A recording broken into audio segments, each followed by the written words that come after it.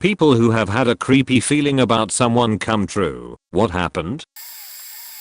When I was 19 I worked at a local restaurant. I loved working there, but I ended up quitting because of some douchebag that was hired. He was in his mid-30s and gave every girl in the restaurant the absolute creepiest vibes. He was constantly saying inappropriate stuff about his past and was just an asshole to people in general. I hated working with him because he creeped me out and was also just mean. I started trading shifts to get away from him. One day a night shift manager was fired and our boss put creepy guy in a temporary manager position. I immediately went to our boss and told him I was uncomfortable with the idea and explained how creepy he was. My boss leveled with me and said that the douchebag had no actual manager power and was just temporary until he found someone else. He was just there to run shifts. My boss arranged it, so my schedule never crossed over with the creep. One day a coworker of mine got sick and I was asked to cover her shift. I get there and creep is managing. I thought I could deal with one night, but a friend of mine called the store sobbing. She had tried to call my cell around 100 times, but it was in my purse. She was crying hysterically and told me she had been raped and didn't know what to do or where to go, but that she was horrified and too scared to leave. I told my friend I would be right there and told douchebag I had an emergency and would be leaving. It was a slow night and I wasn't needed anyway, but he freaked out and tried to physically stop me, demanding to know my emergency. I tried to sidestep it, but eventually told him my friend had been raped. He burst out laughing in my face and told me that was hilarious and not an excuse to leave. I told him to go to hell and shoved past him. He told me I couldn't leave and I said watch me. I went outside and burst into tears and called my boss and told him I quit after explaining what happened. A few months later I was working at my new job and a former coworker came in and said they had some news for me. Apparently 2 police officers showed up at my old workplace and served papers to douchebag. He had been stalking a girl for the last 5 years and it started when she was 14 over 15. He had also sexually assaulted her. TLDR, creep gets hired at work, laughs about rape. I hate him. I quit. He gets charged with the stalking and rape of a teenage girl. My mother's ex-boyfriend. They met online and only communicated on the phone and through text for a solid year before they actually met in person. First time I met him, I knew something was off about him, but my mom was happy, so I brushed it off thinking nothing more would come about it because they lived so far apart. 6 months after they met, she announced she was moving out of state to go live with him. Again, something wasn't right about this having only met in person once, but she's an adult and can make her own decisions. I barely spoke to her after she moved. She never returned calls or texts and when she did it was always cut short and no details about how everything was going. About 8 months after she moved I get a call from her while I'm at work. She's in the hospital with a broken arm and claims she fell, but I can barely understand what she's saying. Her voice was faint and crackly. She tells me she's coming to visit and asks if she can stay with me for a few weeks. I knew something was terribly wrong. She shows up at my door days later and is black and blue from head to toe. Her voice was faint because this asshole had choked her and his handprints were still visible around her throat. And yes, he was the one that broke her arm. Turns out, this guy was still married. Not only that, but he had embezzled a bunch of money from the insurance agency he worked at and hasn't filed taxes in years. My mom found out all of this after she got home from work one day and found his wife waiting for him on their doorstep. Guy comes home, my mom confronts him, he beats the shit out of her. Fast forward to a month later when my mom finally returns to their house to get her stuff and move. He's nowhere to be found. A few suits and essentials are missing, but basically everything else is still there and his phone is disconnected. My mom calls his brother to ask what she should do with all of his belongings and his brother tells her that he has upped and moved to another state with another woman he has been seeing for nearly a year and to just get out of there and not worry about him or his things. The woman he moved in with did some digging and found his wife's number who proceeded to tell her everything. She also called my mother to apologize and called the authorities. He somehow catches wind of this and never returns back home. No idea where he's at now, but we Google his name and info every so often to see if he's been found yet. I have two creepy stories. Both involved my children. My children were young, 2 girls 6 and almost 4, and a boy just about 2. The eldest is now 42, so this was many years ago. The lady in the townhouse across the courtyard was pregnant at the same time I was. She went into labor about a week earlier than her due date and I went with her to the hospital while her husband was located. She delivered just as he arrived, so I was present in the delivery room along with her husband. The baby, a son, had multiple birth complications and died 2 days later. The next day I delivered my son. It was devastating to us all when my friend lost her son, but of course I was so happy to have had mine. I only stayed 24 hours in the hospital, so I was home the day of the funeral. That's when the first creepy thing happened. My friend's husband approached me and asked if I would let her nurse my son to lessen her physical and emotional pain. I refused and his eyes filled with tears. He begged me and I left. The next day, as I was headed into the kitchen to do the dinner dishes, I saw him in the bushes looking into the house. I locked all my doors and windows, took the children upstairs, and waited for my husband to get home. We had no phone, so calling the police wasn't an option. My husband plainly told him he was not allowed around me or the children, but didn't speak to his wife. Just days later the man was arrested. He tried to take a baby at a local grocery store. I think he wanted to take my son and may have been planning to that evening. I saw him outside the window. My second creep is this. There was a door-to-door insurance salesman that for some reason my husband struck up a friendship with. He seemed to me overly interested in my children. After a month or so of occasionally dropping by socially, he began trying to pull them onto his lap. I was abused as a kid and I could almost smell it on him, but my husband wouldn't listen. He thought the guy was nice and just liked kids. I put my foot down and told my husband that, while I wouldn't interfere in their friendship, visits could not take place in the house unless the kids were not present. The salesman lost interest in the friendship with my husband not long after. Within a year he was arrested for trying to molest a little girl in a client's home. Not me, my mother. She didn't believe in sixth sense or ghosts or spirits or anything along those lines. At least that's what she told us. My father, on the other hand, was a true believer of everything spiritual, godly and otherworldly. Every so often on a Sunday my parents tried to do a family day. The whole week we were stoked. We were going to Hell's Gate Atrium that Sunday. Sunday morning rolls around and I wake up and go upstairs stoked to get going. My parents are acting weird, and when none of my siblings asks what time are we going, my mom and dad look at each other and go we don't think we should go this week.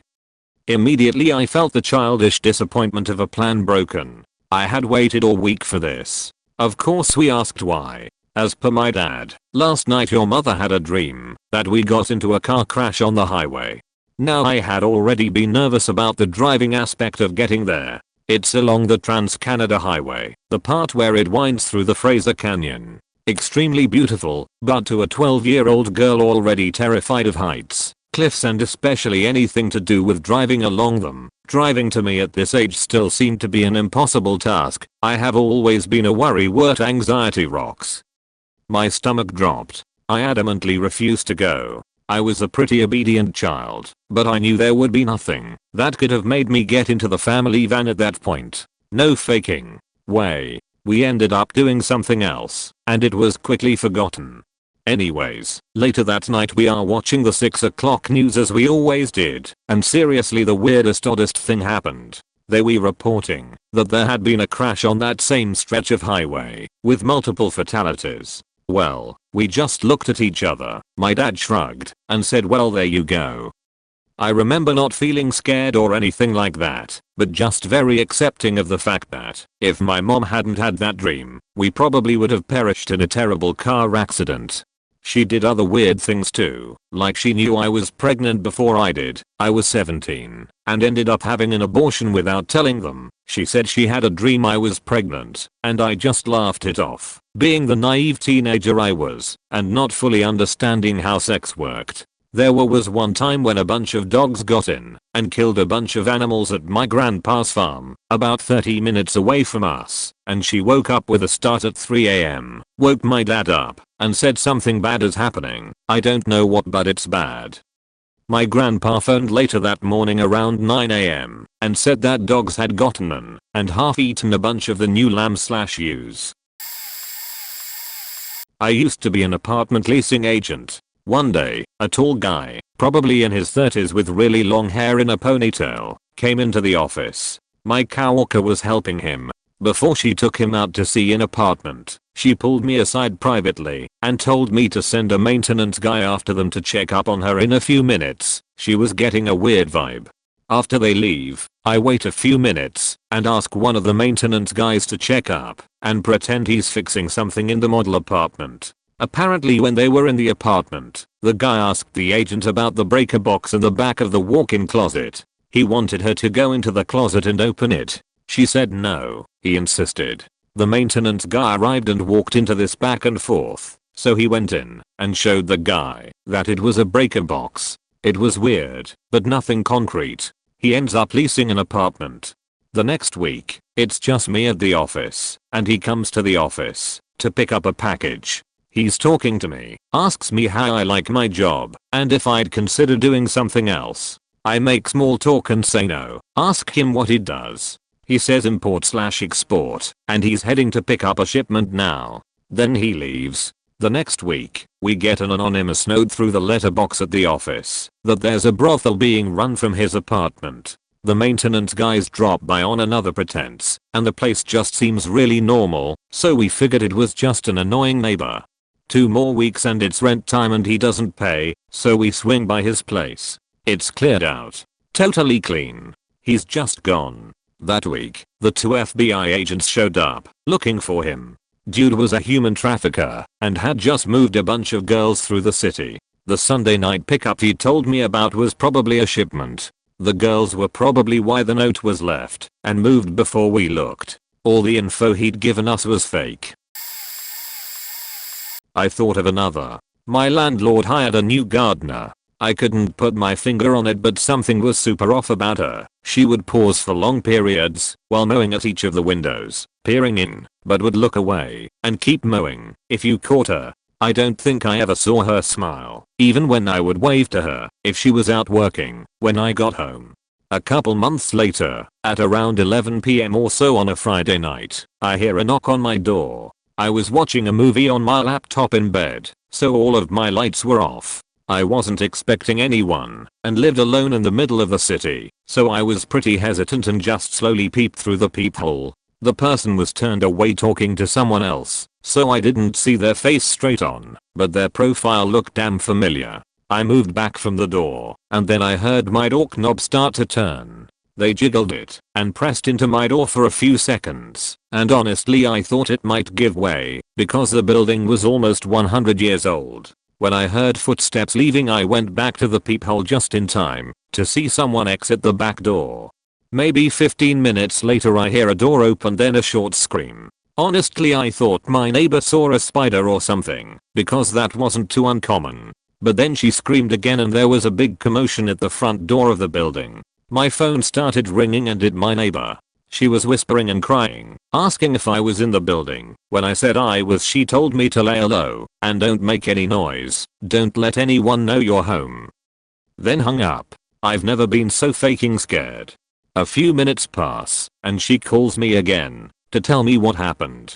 She had opened her door and was met with a large man standing in the dark of her living room holding some of her things. When she screamed the first time, he punched her in her face, then ran out, followed by someone else in a big hoodie, whose face she couldn't see. They had entered through her back bedroom window, and one of the things they had stolen was her iPad. Then it hit me, who had been standing at my door trying to break into my apartment, the faking gardener.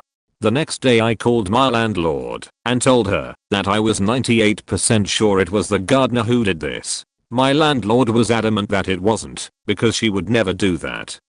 I kept telling her what I saw, and that I knew it was her. A few weeks later my neighbor's iPad was found by police in the gardener's shed at her house, along with a bunch of other stolen shit. She had been taking odd jobs at apartment buildings and scoping the tenants out to rob. Until my neighbor came home, I was the only one in the building that night. I shudder to think what would have happened if my door hadn't been locked. It happens sometimes. Or if it had given way. I bought one of those stick door stoppers after that. And a metal baseball bat. I never liked my mom's ex. They dated for a few years when I was in junior high and early high school. A lot of why I didn't like him was just to do with the things he made us do. He convinced my mom to convert to Catholicism, and my sister and I by proxy. I was forcibly baptized and confirmed in 8th grade. Convinced her to get rid of the dog we'd had since I was 7, so he could get retired greyhounds, not always compatible with small fluffy Chihuahua Pomeranian, and just ultimately rubbed me the wrong way. We were chill, but I always had a bad feeling about him. Turns out he's way worse than I knew. After they broke up, my mom told me that he'd constantly tried to shame her for things she'd done years before. Things like premarital sex, but like she was in her late 30s and divorced with 2 kids, so what the fuck is up with shaming someone for something they did decades ago? He's also a massive hypocrite because he cheated on her. But that's not all. We get to add stalking onto the list of fantastic qualities this man possesses. For a while, after they broke up, he would send her emails trying to get into her head. He was also in the habit of making certain posts on Facebook public because he wanted her to see them. I remember one such post specifically because it's the one that triggered me to block him. Freshman year of college, halfway through the semester, I changed my profile photo to a shot of me in my marching uniform, and a few days later he posts on his account that he just found out his goddaughter got accepted to my university, and probably some bullshit about how proud he was, or whatever. This was like 3 years after they broke up.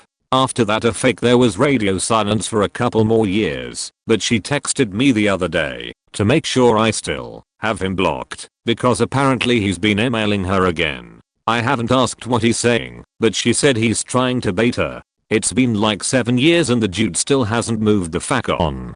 Like I said, always had a bad feeling about the guy. After they broke up, I was talking to my mom about it and told her that. She said she trusts my intuition, and if I ever get that feeling about someone she dates again, I should tell her. It sucks that this is her reality. Her Facebook doesn't even have her name and almost no photos of her because she wants to keep up with her close friends, but doesn't want any of her family or stalkers to know anything about her life. One year my aunt brought her boyfriend to Christmas dinner at my nan's house. They'd been together a while, less than a year I think, but still a significant amount of time. But this was the first time any of us had met him, as we just don't see my aunt very often, mostly keeps in contact via phone. After they left, it wasn't long before one of us said something like, "Was it just me, or did something seem a little off with him?" And everyone in the room erupted into agreement, saying things like, "So it wasn't just me," but none of us could put our finger on what it was exactly that triggered this feeling in all of us. They never visited again, but my aunt would tell us over the phone about how amazing he was. He treated her like a princess, wrote her poems, always wanted to be with her, and was just everything she'd never had before. Men have never treated my aunt well. She was a victim of horrific childhood abuse, and it made her a target for abusers her whole life. But she genuinely thought he was different. None of the other guys had ever been so loving, even early on. What she didn't realize is that he was different because he was a real predator. He was just a run-of-the-mill dickhead abuser. He was a monster. He knew what she wanted him to be and became that so that he could take advantage of her. About 6 months after Christmas, my aunt invited me and my mum to go to the pub near her house to celebrate her birthday. I think she was turning 40, so it was a big one. I was underage, but it was a small local pub, so they didn't mind me staying past kid hours. We had fun. My aunt gushed about her amazing boyfriend, who still had never even raised his voice at her, let alone laid a finger on her, and around 10 PM he called and asked when she'd be home, and wanted her to come back now. She obviously blew it off, and we stayed another hour or so, until we could get a lift home. My nan, who I lived with, got a call at like 4 AM from the hospital. He'd beaten and raped her, and tried to strangle her to death. Because she didn't come home when he told her to. The police literally had to pull him off of her. If they'd been even minuets later, she'd be dead. Thank fuck the neighbors called the police when the shouting first started. It gets worse. Once he was arrested, she started finding things out about him, like how when he was going on his weekend business trips he was actually working as a male prostitute. Not an issue in itself but something you should tell someone you're sleeping with, and that he was also being looked for in another city because he had been accused of sexually assaulting an underage boy. And I'm not sure, but I think the name he gave her wasn't even his real name. Thankfully he was put away, but my aunt still suffers physical issues to this day, along with psychological ones, but that's a given. Like a decade later, he's out now but thankfully moved away, because my aunt's son spread his picture all over Facebook, and posted that he was prepared to do time, if he ever gets his hands on him. My first job was at a fast food restaurant and I always had a creepy feeling about this guy named D. I was 16 and D was in his mid-late 20s and kept asking me out on dates. It got to the point where one of my coworkers claimed he was dating me, so D would leave me alone. It worked for a little while, but D still tried to schedule his shifts with mine and take his breaks at the same time. I was a junior and using dual enrollment to take a college psychology class. This happened 10 plus years ago, so I'm a little hazy on all the details of what led to this discussion, but one day in class we were discussing a case my teacher worked on. My teacher was fairly vague about the details of the case other than the person was a minor, and claimed that he didn't intentionally kill his sibling during a game of hide and seek. She said she wasn't involved in the initial conviction, but when he became eligible for parole she was assigned to the case to determine if he was fit to be released.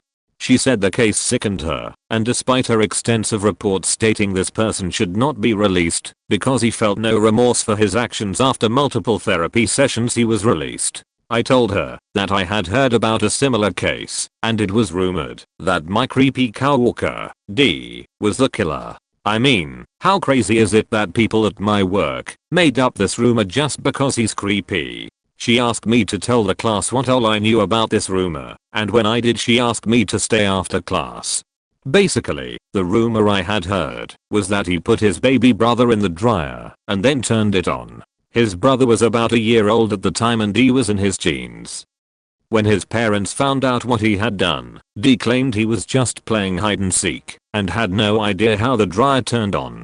After class she asked the name of my coworker and then informed me that the story I heard wasn't a rumor. D was the criminal and he did actually put his brother in the dryer. She told me she was concerned for my safety and wanted me to discuss with my bosses not being scheduled the same shifts as him. The next time I worked I talked to my bosses about not being scheduled on the same shift as him and asked why he was hired with a violent criminal record. My boss told me that they wouldn't hire a violent offender and pulled D's application. D put on his application that he had never been tried or convicted of a crime. My boss called corporate and asked them to rerun his background check. D was fired a few days later for lying on his application. I don't know what happened to D, but I hope to never see him again. Kinda long but here's my story. I'm a sailor, and for those who knows anything about ranking and evaluations know it can be competitive. You have to go to school, get your quals, be involved, blah blah blah. We had a sailor in my department that the instant I met him, I knew I felt odd. Well, call him Le Fabulous. He had a French name. Something was off. Spidey senses triggered. He however had all the checks in the block. In addition he was the first openly gay man. Now you may not think this is relevant, but for those who remember don't ask, don't tell being repealed. He was treated like the golden boy. He could do no wrong. Fast forward a few months and he decided re-enlist. Now of course those who re-enlist typically bring family. My division shows up to show support. Immediately Spidey senses kick in again. I see his husband. I notice how young he looks. I immediately remember one of our previous conversation in the shop, because we were making fun of a guy who married his girlfriend after a month. Le Fabulous mentioned dating his now husband a couple years before getting married. This husband doesn't look any older than 18 years old. Le Fabulous was 32ish. I just think it's creepy, but don't say anything. I finally drop it and decide maybe I'm just being too suspicious. Finally I transfer a couple months later. One day I get a call from a coworker telling me if anyone, he meant news station, asks anything about Lephabulas. Remember, I can't comment and have no opinion. I finally get the full story. Turns out Lephabulas had always had a thing for the young ones. He started dating his husband when he was 15, 16ish. Keep in mind Lephabulas was in the late 20s/early 30s. That's not the worst part. Turns out in addition to all this, he had been molesting his husband's kid brother the whole time as well. The husband became suspicious and reported him. He was arrested, and all of a sudden the golden boy was quickly removed from everything Navy related. I just knew he was creepy and my spidey senses were right. Last roommate, he was a great roommate when it came to paying rent on time, cleaning up, being quiet, everything you want in a roommate. So many times I caught him jerking off. Sometimes the door would be open, or he didn't hear me get home from work, or walk out of my room, etc. Towards the end he did start to seem creepy, but still good as far as bills, etc. So one morning I had just finished walking my dog, and I usually immediately take her in my car and go get gas or Burger King breakfast, since it's right by me. I'm driving out and I see 4 unmarked SUV cars that I know are cop cars. I'm thinking, holy shit, what is happening? I knew there had to be at least 8 cops and some canine dogs. So I get back from the gas station and I'm about to get to my house and all the cops are at my house. I was like, what the fuck did I do? Because my roommate seemed like he wouldn't hurt a fly. I end up seeing a neighbor walking while having a smoke and says, hey dude, your house is being completely raided. I told him I saw, and I let him know I don't know what I did, but I did think it was for me. I had my dog with me, so my first instinct was that I had to drop her off somewhere in case the cops were there for me. I was thinking mistaken identity or something. My parents live 10 minutes away, so I immediately start driving to them. I call my mom and explained what happened. She was confused, and I just said I was going to drop my dog off and then drive back there and see what was up. 10 minutes later I'm at my parents'. She had gotten called by an investigator when I was on my way. She said he needed to talk to me and gave her his number. She didn't know what was going on.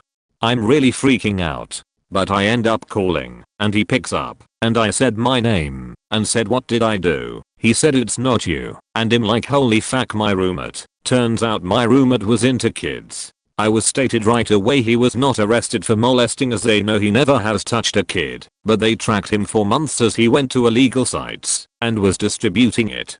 After I heard everything I just started to think of so many things. He would always have a backpack with him full of I don't know what, and say he's going to hang out with a friend, as I previously mentioned catching him masturbating. There were times where he did video chat with a guy. He is gay. I could only hear the guy's voice, but it was faint, so didn't know what was going said, but I know it was a guy. But I also kept hearing kids in the background. When I caught him masturbating to the guy on the phone, I never thought about it until after speaking to the investigator. Sure enough, he goes to jail. He is let out 3 months later because of death threats, and it turns out he has mental illness, so he didn't even have to pay. They let him out because he was degrading in jail. Not sure what mental illness he had, as he was a functional guy. But yeah, sucked coming home because cops don't care about things. When they raid your house, took 3 days to get everything back together and throw away the stuff they broke. Also had my 2 PCs taken for evidence. I'm a huge online gamer, so those 3 months really sucked not having them. Thankfully nothing was on my PCs. I still have the cop tags on them. Guess everything was on his laptop. But yeah, towards the end, before his arrest, I did start to find him creepy, and I was right. When he was let out, he literally tried to come back here. I was literally about to leave for work and am backing out, and I'm like, you have to be fucking kidding me. I rolled down my window and said, dude, what are you doing here? All he said was, oh, I'm out not, and it didn't seem like he cared. I just said, dude, you can't be here, you have to leave, and he said okay. If I left a minute earlier I wouldn't have known, but he also wouldn't have gotten and changed the locks. I called the cops and explained what was up. Legally, he was able to still live there. If a person still gets mail in their name, they are allowed. You have to go to the courthouse and get a restraining order and do something else, so they are gone in a month. but he didn't know that when I told him to leave, but 3 weeks later he did come back with a family member to grab his stuff. I had to clean up his room. I threw everything out, but I kept his clothes because I knew there might be a possibility of him coming back, and whoever the girl he was with, she did her research and had legal paperwork to where he could get his stuff. When they entered, I just went off on him. The girl kept apologizing. I told them to look at all of the pictures I took, showed them on my PC. She kept apologizing. I just told them to get the stuff and never come back. So that is my story. Apparently he never went back to jail, but he is a registered sex offender, and, from what his female relative said, he has to see a shrink and take meds regardless. His life is fucking ruined forever. He was even in school and almost done for his degree. This isn't as creepy as just odd. A couple months back, my grandpa had a fall in the old folks home and shattered his hip. He had degenerative heart failure, cancer, the usual for a man who has been around the sun nearly 96 times. We all knew that the chances of him leaving the hospital are slim, but he was a great crotchety old man, so if someone was going to survive for another round, it would be him. The usual happened. He wasn't healing well. He was having trouble breathing. We really noticed it after we told him that his wife, my grandma, had been moved to a higher care section of the home. I think part of him was relieved because he had really been trying his damnedest to keep it together for her, as she was healthy but has severe dementia. I think once we told him she was being taken care of and fine, his body just stopped fighting. Sort of. He actually kept going. Usual meds, painkillers, the good stuff. But still grandpa hung on. Finally the doctors agreed to stop the heart, kidney, etc. meds and just provide palliative care to make him comfy. Earlier he had told my mom he didn't want to go on like that, and who can blame him? That night my mom called and told me to expect his passing in a few days. It was for the best.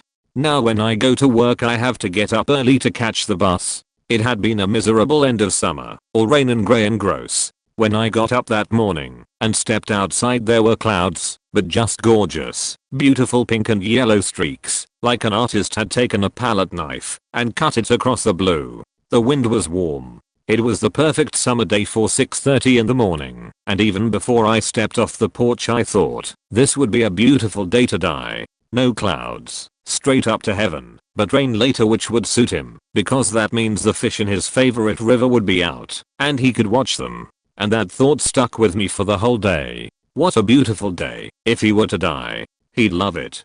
The next morning bright and early my mom called me to say grandpa had passed away in his sleep the night before. On that perfect day, if I were a betting gal I'd say he waited until the rain started so he could watch the fish at Prairie Creek from wherever he ended up. Still, it instantly gave me the shivers thinking about it. We all knew it was happening and had accepted it, and I hadn't spent much time considering it prior to that beautiful day. I wanted to share this as its own comment, but originally posted it under another that reminded me of it. So I hope that's okay. This story may actually identify me, so this may be my last comment on this account. Anyways, back when I was in middle school and high school, me and my friends would always play basketball at this shoddy looking park conveniently placed between all our houses. I think it was either freshman year or sophomore year of high school when we received a new student and we all met him in gym class. Guy's name was Dan Taylor, his actual name, so y'all can look him up, and he was an overly aggressive pretty boy, light-skinned black with piercingly bright eyes type. We all introduced ourselves to him and asked him where he was from. Turned out, he had been expelled from his previous high school that was relatively close to ours, and his mother came here to start a new life for him. He was creepy, but this resonated with me because I had hurting friends in the past and I wanted to get closer to help him. Bad idea. I kinda annexed him into our friend group very quickly. I'd much rather have him in our friend group than joining a gang or some sketchy kids. He turned out to live super close to me, probably a 2-minute walk with a slow pace. So when basketball came around I invited him to come play with all of us. Even if it was too many people he could sub in and out it. He was super aggressive in the way he played, mocked players, scooped a chubbier kid, and got super ticked if we called foul on him, or if someone fouled him. This was kinda normal and expected from him, but he played well and no one really complained too much. One day however, he showed up to play with us, and upon being fouled, pulled out a handgun, and demanded the foul be called. We called the foul, in shock, and played the rest of the game super carefully, and left relatively early. At this point, I was done. I no longer wanted to be friends, or play with him, so we didn't. Fast forward to graduation. I graduated 2014 with the rest of my friends, and I'm pretty sure with Dant, but I think he went to yet another school. We all go our separate ways. I went upstate to go to college, and Dant apparently went to the Marines, where he was discharged after 7 months for some unknown reason. Shortly after, he was all in the news for murder and rape of this poor mother named Sarah, who was reported missing. Everyone said that her body was severely cut up and scattered across the woods, with the main portion of her body being in one location. The authorities simply said she was stabbed and cut 42 times, and they found her body in the woods. So yeah, that was the time I was friends with the murderer. As an update, he hung himself in prison not too long ago. So it appears he had some twisted form of a conscience.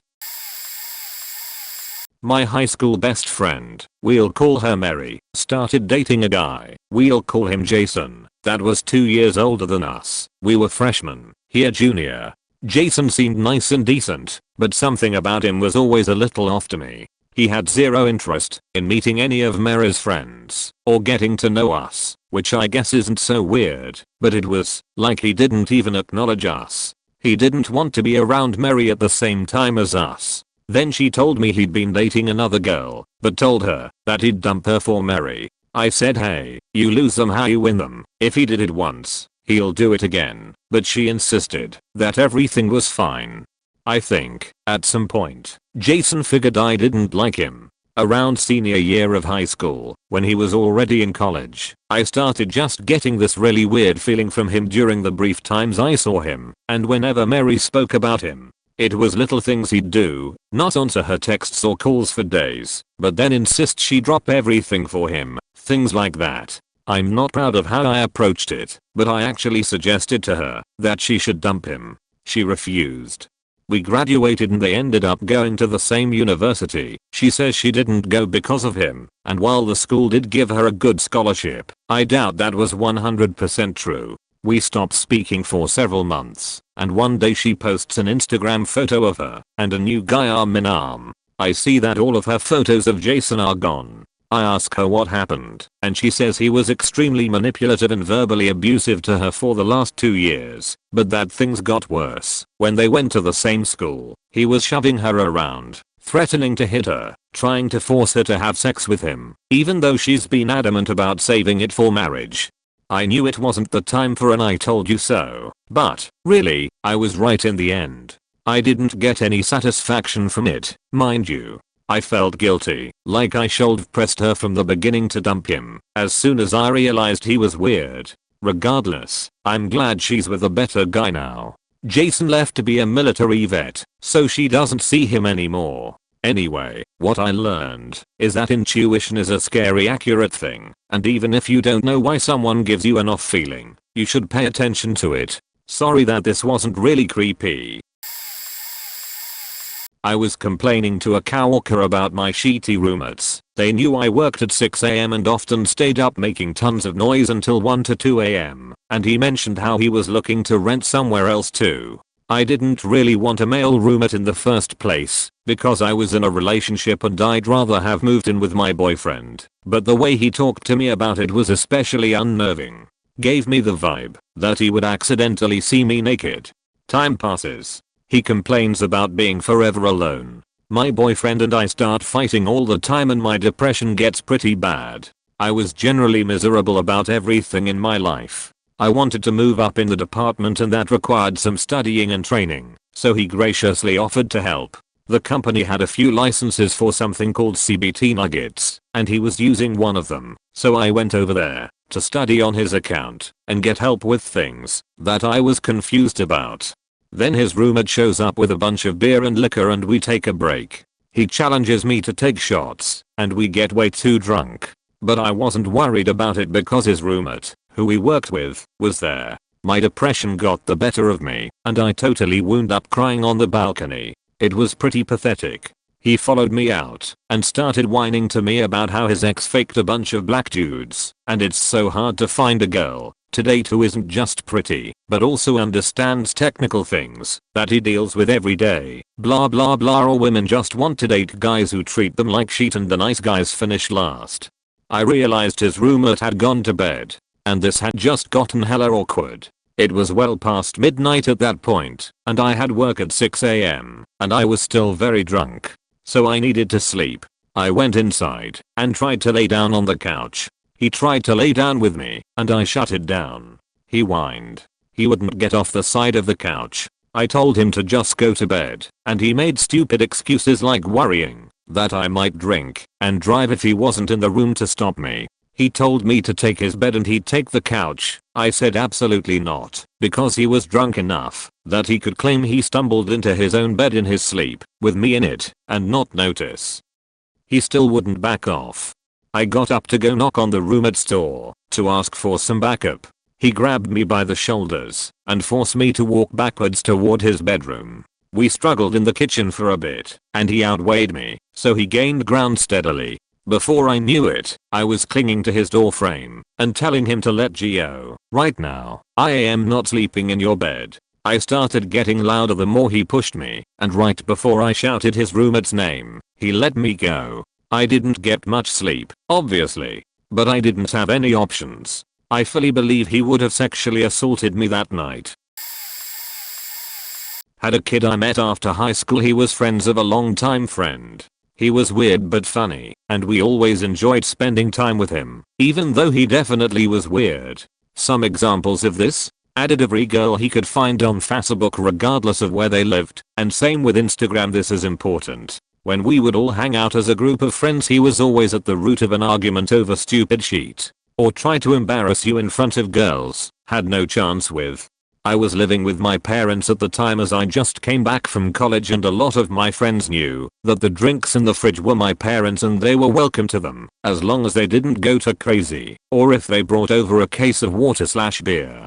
Well, this dude never wanted to, always said he was the throw 5 guy because he didn't make enough, but would constantly call out of work if me and another buddy were spending the day around the pool with some girls. We would smoke some pot and my buddy and I would buy a half ounce an ounce each, and this guy would buy $5 then smoke his $5 worth then start smoking our stuff. It got to the point where I realized how much of a mooch he was, but he was always strange around girls if we brought them over.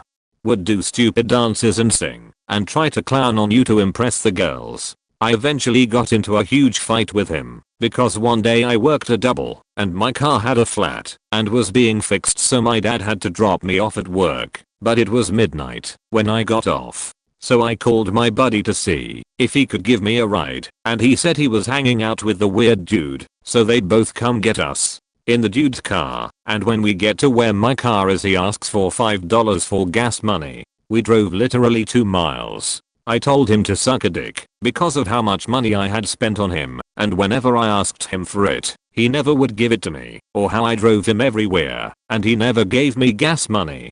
My buddy was still friends with him, so I stopped associating with them. I think like 6 months later this dude got arrested for Snapchatting a 12-year-old and 15-year-old. They came over and smoked with him, and the 15-year-old left, and he hooked up with the 12-year-old. Then threatened constantly for like 3 months to the 12-year-old if she didn't come over and do stuff with him, he would kill her and her family, and sent a picture of him holding a rifle. He was 21, she was 12. This went on for a few months before she finally told her parents and this kid was arrested. I still feel ashamed that I let him in my house.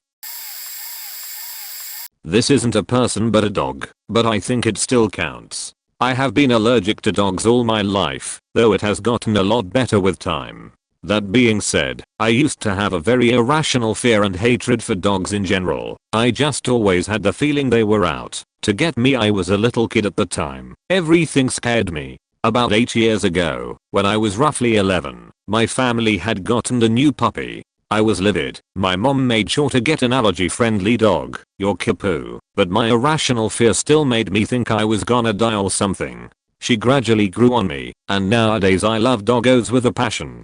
About a year after we got the dog, I was still very wary of dogs in general. I saw our dog as an exception, but was still overly cautious around other dogs. One day, our next door neighbors were dog sitting for a friend of theirs. It was 3 rather large dogs compared to our small thing. My family's dog and theirs seemed to be getting along at first, very docile towards each other, hardly any of the usual barking. I was eyeing the whole thing skeptically. I had a feeling something was off, but because of my general bias towards dogs in general, I had a feeling I was probably wrong, and kept my mouth shut.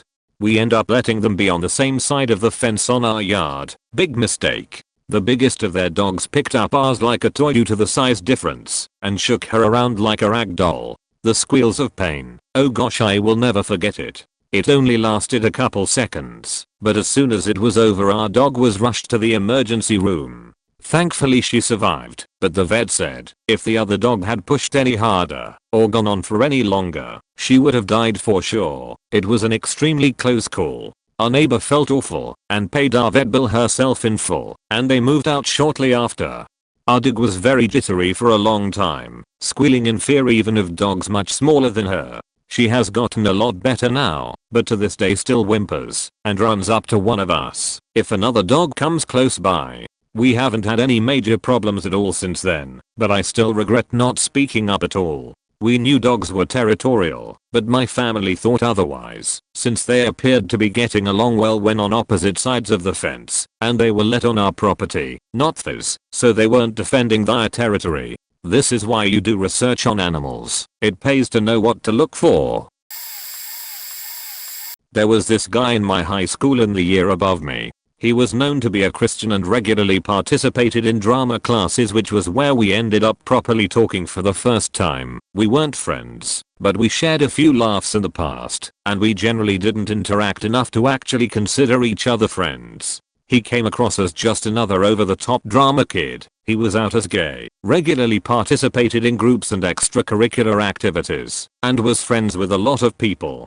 When conversing with said person, he was always loud and happy, always standing with a group of friends around him, but something just didn't click at all with me. No matter how hard I tried, I couldn't bring myself to be around him. He looked weird to me. His long ginger hair was severely receding, but was still long and greasy, and he just looked so weird. I caught him using Tumblr on his school provided iPad one time. It was all hardcore gay male porn which looked quite violent. If you're on Tumblr and read it enough though, you're less inclined to kink shame, because we're all sick on here. We shared a, albeit awkward, laugh at what little I did see. What he didn't know was that I took a mental note of his Tumblr URL, so I could inspect more at home. I'd never seen this side to the innocent church-going kid I knew from school, and I wanted to see if he'd posted anything. I think at this point I was just trying to feed my own suspicion. I wanted to dislike this kid, but I had literally no reason to. He wouldn't hurt a damn fly. Fast forward to when I get home. I'm ready to find something juicy to tell my best friend, who also feels the same way about said person. I type his quite short and easy to understand username, and it comes up. He deleted it. It was completely gone. At this point I'm thinking, well, I've obviously embarrassed the poor bloke, might as well just leave him to it. As I'm more often than not wrong about my suspicions. Time passes and his year leave high school and us 5th years become 6th years in our last year of school. We don't hear much from creepy boy. He still hangs around with his group of friends. He regularly pops up on outings with the school/local area chaplains whom I were around regularly. I'm not religious, but they were there for me when my mother died, so we keep in touch. I drift away from the drama scene because it starts to revolve around God more than anything, and that's where my contact with El Creepo ceased.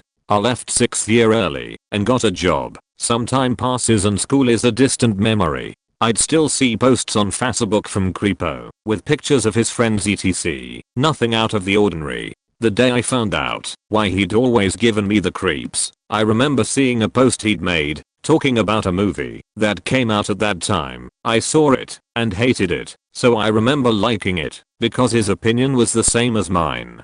A couple hours later my phone buzzed, and it was a message from my best friend. It was a link. I clicked it, and up popped an article with a nice big old picture of him standing outside the court. In fear of giving away too many personal details and facts, I'll just say 528 movies depicting children were found on his laptop, with a numerous amount of still photos also found. He had videos of children from 6 months to prepubescent tied up and carrying out acts with animals. Truly dark sheet. Like, genuinely to this day he makes me feel physically ill. I cannot believe I had someone like that in such a close proximity to my family. Nobody has heard or seen himself or his parents since. It's like he'd never existed at all. Chilling sheet, man. About 6 years ago, I was living in the city 400 miles away from home, working part-time job as a waiter to pay my bills. My daily commute to work involves walking about 300 feet to get to the bus stop, take a 6-minute bus ride, riding the train for 15 minutes, and another bus for 2 minutes, in that order. And the same thing in reverse when going home. My shift starts 12 noon and ends at around 1 to 2 am every day. I live in an apartment where the streets are dimly lit, and there are some parts of the street that aren't even lit at all, but I was too miserable to care at the time. I'm a 5'9" dude. The last train's back doesn't carry a lot of people, only 3 to 4 people in each car.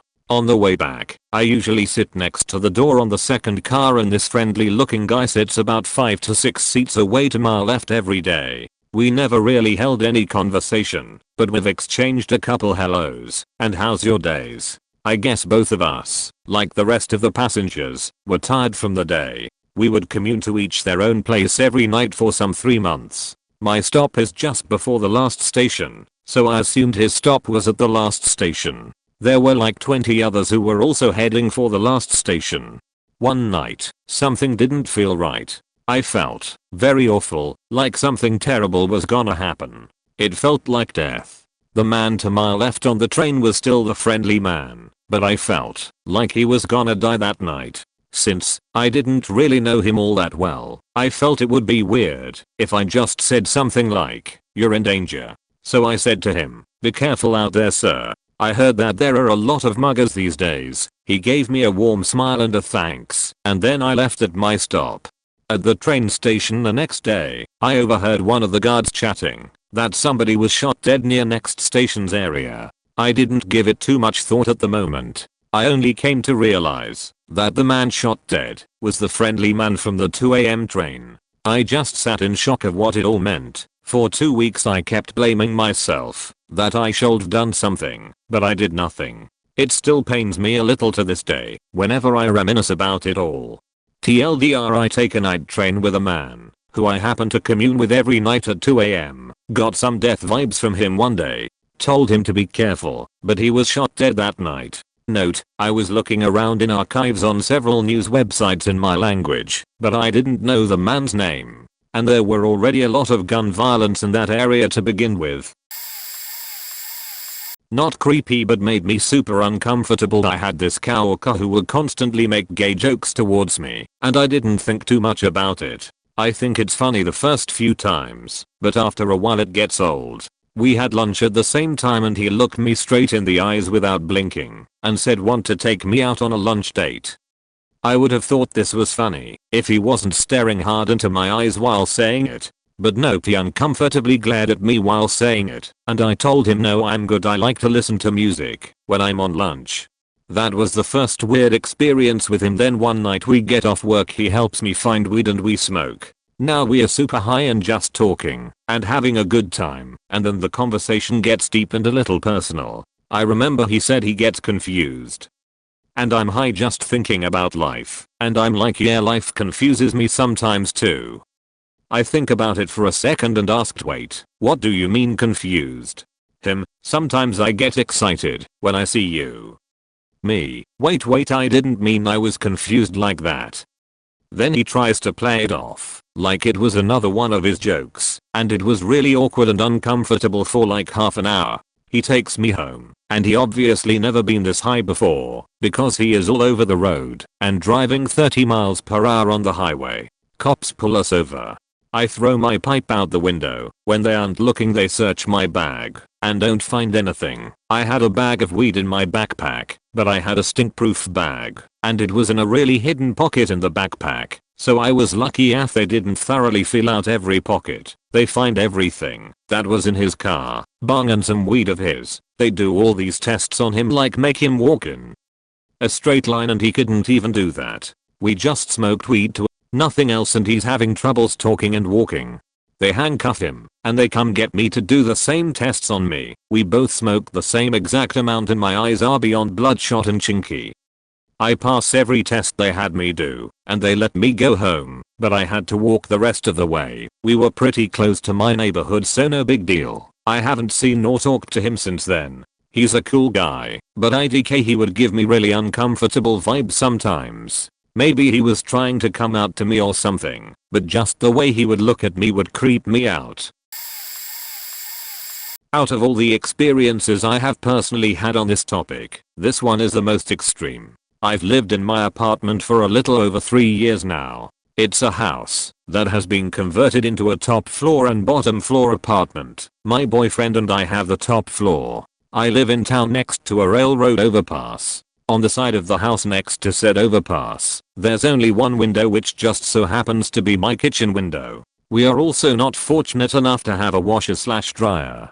Our process at the time, since we only had his truck for transportation, was that I would leave the house around midnight to go throw laundry and then swing by his work at 1 AM and pick him up. It was the night before Halloween 2016 and I was in the kitchen doing my dishes. I had the window open just for some airflow. All of a sudden I had an overwhelming sense that I was being watched. Being on the second floor I hadn't had that feeling while living in that apartment. So I was kind of shook, but at the same time I decided to go about my business as usual, because I wasn't about to freak out over nothing. It was around midnight, so I grabbed my laundry and made my way down the steps. About halfway down, and my left knee started having this weird itchy/weak sensation, like it's about to give out. I've only had this happen to me once previously, and it was before something bad happened. I tried to shrug it off as hey girl, that spooky feeling from the kitchen is just getting to you. But I'm a lady who trusts her instincts, so I proceeded with caution.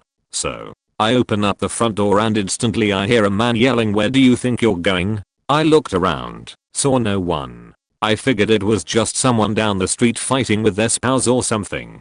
Lugging my huge laundry basket behind me, I went to get into my boyfriend's truck which was parked along the road in front of the house. Then I hear the voice say, "You know I can see you from up here." I look up, and lo and behold there is a man standing on the overpass directly across from my kitchen window. He then ends up coming down the slope, falls and dumps his forelocker all over the sidewalk. When he pulled himself up I noticed he had a large hunting knife in his hand.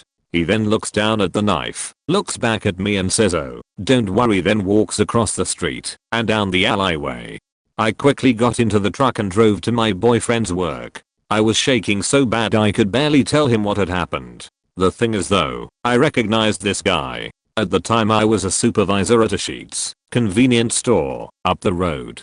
He didn't come in enough for me to consider him a regular, but I knew I saw him there a few times. Fast forward to January 2016. A blizzard had just come through, and we had a couple feet of snow. My boyfriend and I decided to go on a walk through town to see the damage. We were a few blocks from our apartment when I noticed the guy from 3 months prior shoveling his stoop.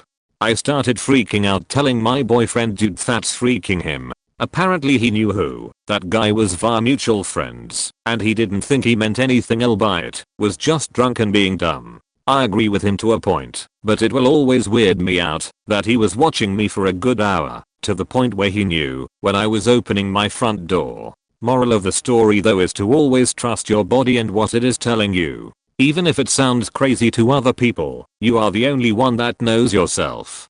Could save your life one day, as I was very lucky nothing escalated. I worked for a guy for a spell. He was starting up a local computer services shop in the mid-2000s and offering more than minimum wage, so I, a broke as college student, signed on. Beyond the apparently non-existent business plan, he changed the business name weekly and put down deposits on multiple storefronts and offices, just to change his mind later. It was weird, because he was very insistent and persistent that I bring my girlfriend, now wife, over to his place on the weekends for breakfast. At first it was like he just didn't get that I wasn't into that. It was a 45-minute drive, but after the third week of him begging me to bring my girlfriend out so he could meet her, I collected my last paycheck and ceased all contact. It was weird. He had a girlfriend. We were separated by at least a decade and the general vibe I got off him was just off. A year later I was out on the town sending off a friend who was going to spend a year in Japan. An associated friend from a tiny town who never learned that just because someone is talking to you doesn't mean you should be their friend, spots someone he knows at the bar and brings him over to the table. What do you know? It's Woody McBreakfast. It's uncomfortable immediately, and I get an extremely rappy vibe off him. Like if he and I are alone he will most certainly try something. Which is weird, because we are both guys and I could take him. I'm drunk and I've had my fun with the friend who is leaving, so I quietly say goodbye and get out there. While I'm walking away my spidey senses go off and I decide to duck into a dark alley for a second. Sure enough, the dude walks by, obviously looking around for someone. I waited 10 more minutes and then booked it home. The next few years I'd Google the guy's name every once in a while just to see what weird shit he was up to. All I saw were few failed companies and a DUI or two until one day there's an article about how he had been accused of raping a woman after getting her blackout drunk. It went to trial and another woman came forward with similar accusations. He was found guilty and went to prison for a few years. It makes me wonder what he would have done if I had brought my girlfriend over. I was part of a big group of new people in an organization, and as soon as we did introductions, I knew there was something off about this guy. He struck me as very erratic and on edge, but when I gently probed other members of the group to get their feelings, no one else had similar sentiment, so I tried to write it off as newbie jitters. After a few more interactions with him, I decided that regardless of what others thought, I just wasn't comfortable around him, so I made a point of not going to small events where he would be and generally minimizing contact with him. Less than a year later, I was home feeling a bit regretful about not going to a holiday party because he'd be there when I started getting texts from mutual friends that he was yelling at someone he didn't know for trying to take his girl, a woman who had very clearly turned him down several months earlier, which he seemed to have understood at the time, and then was trying to take a swing at the guy. The woman noped out, understandably, but he followed her, yelled her because he needed to talk to her, cornered her, then started crying and begging her to forgive him without actually apologizing for his behavior. Thankfully some other people came over and essentially freed her. The thing that makes me most upset is that a lot of people in this group wrote his behavior off as stress and drinking too much and did not feel there was any need to address his behavior. I spoke to people higher up about it because I don't want to see a headline later and think, oh, we should've said something. Good news is he had to go to some counseling/training, but I worry that it didn't address whatever the underlying issue is. I really wish there was a way to get people who seemed like accidents waiting to happen, like so many in this thread, into some kind of treatment or something. Even when people get dismissed from their jobs, they don't disappear, and it sure doesn't make them less angry/messed up to get rejected like that.